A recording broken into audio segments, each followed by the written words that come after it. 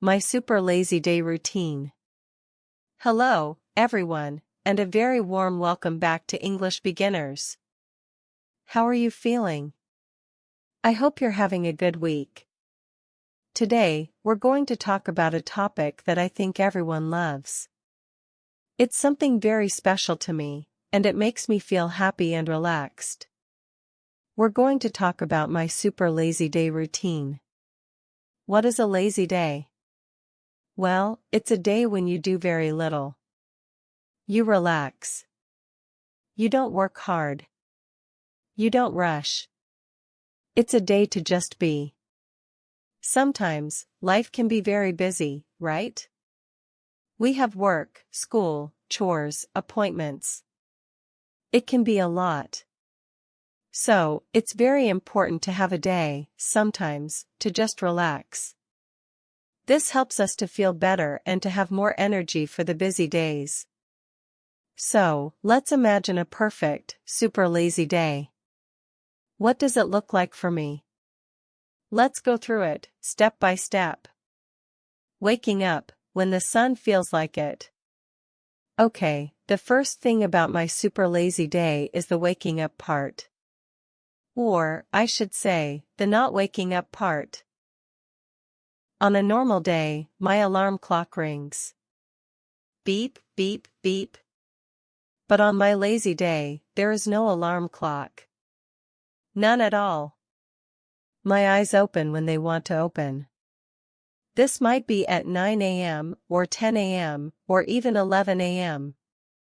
Sometimes, the sun is already very high in the sky when I finally wake up. It's a wonderful feeling to open your eyes and think, I don't have to do anything right now. When I wake up, I don't jump out of bed. No, no, no. I stay in bed. I like to stretch my arms and my legs slowly. I might grab my phone, which is usually next to my bed. I don't check emails for work. I don't check the news. Instead, I might look at some funny cat videos online, or just scroll through pictures of beautiful places. Sometimes, I just lie there, looking at the ceiling, and think about nothing. It's a very calm and peaceful start to the day. The grand journey to coffee. After maybe 20 or 30 minutes of just relaxing in bed, I finally decide it's time for coffee. This is a very important part of my lazy day. I don't rush to the kitchen. I walk slowly, maybe still a little bit sleepy. The first thing I do is put water in the kettle to boil. While the water is heating up, I might open the window a little bit to feel the fresh air. I love the smell of fresh coffee in the morning, or I guess, late morning.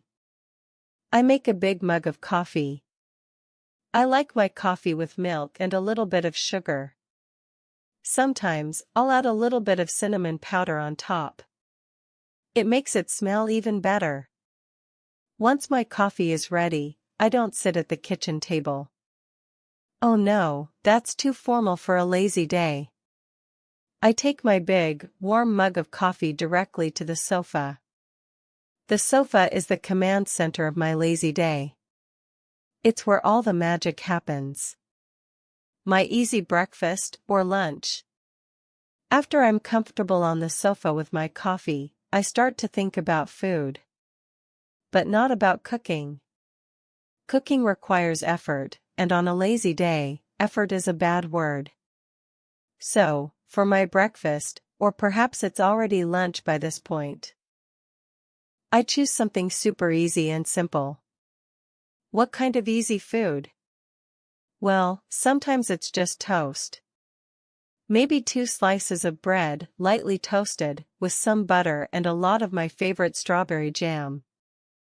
Or maybe I'll have a bowl of cereal with cold milk. It's quick, it's easy, and I can eat it while still sitting on my comfy sofa. If I'm feeling like I want something a little bit more, but still easy, I might just cut up some fruit, an apple or a banana. The main rule here is, no complicated recipes, no dirty pots and pans. maximum relaxation, minimum work. My entertainment choices, zero stress. Once I've finished my simple meal, it's time for entertainment. And by entertainment, I mean something that requires zero brainpower. I usually turn on the TV. But I don't watch the news, or anything that makes me think too much. My favorite things to watch on a lazy day are comedy shows, something that makes me laugh without thinking about a complex story. Nature documentaries. I love watching animals or beautiful landscapes. It's calming and very beautiful.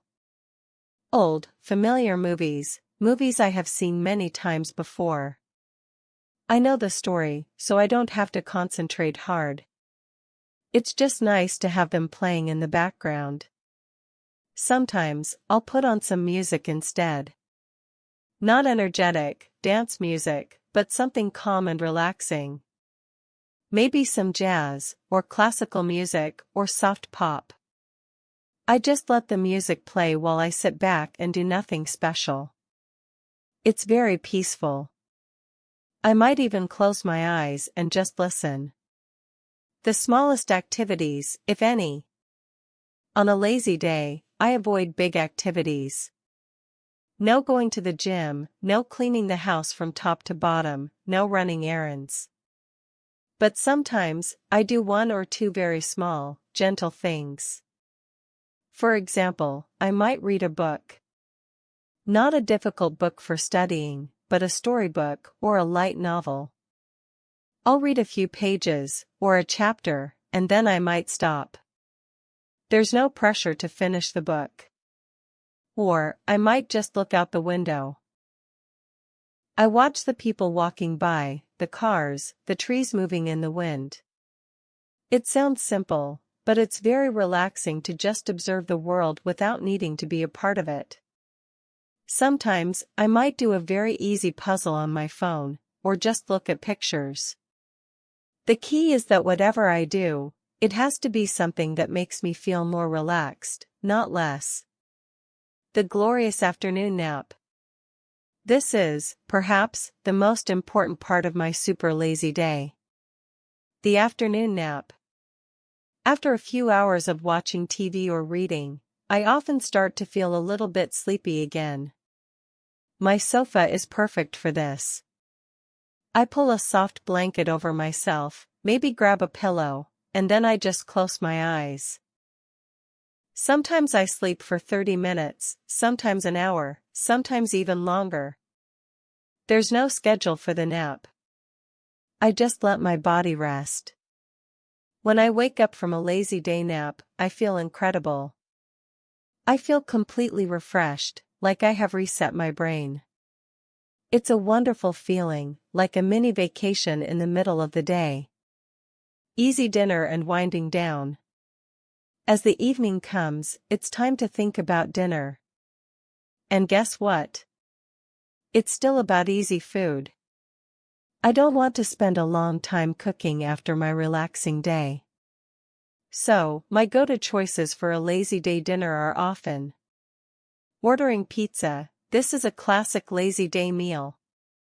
No cooking, no dishes. Perfect. Eating leftovers. If I have some food in the fridge from another day, that's perfect. Just heat it up. A simple sandwich or salad, something I can make in 5 minutes. After dinner, I continue to relax. Maybe I watch another movie, or I chat with my family if they are home.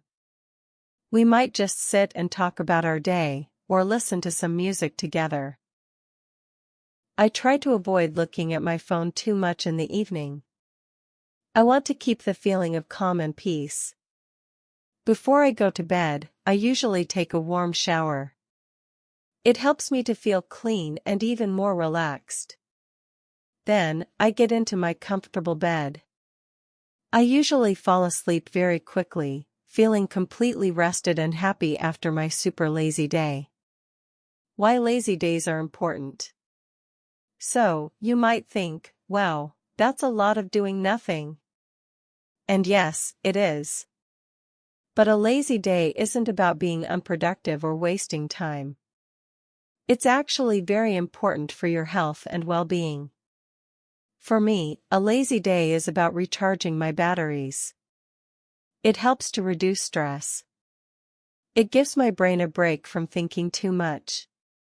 When I have a lazy day, I feel less tired, more positive, and more ready to face the busy days ahead. It helps me to be more creative and have more energy for my work and other activities. Everyone needs a day like this sometimes. It's a gift you give to yourself. Your super lazy day. So, that's a detailed look at my super lazy day routine. It's simple, it's quiet, and it's full of relaxation. Now, I'd love to hear from you. Do you have a lazy day routine? What do you like to do when you want to relax and do absolutely nothing?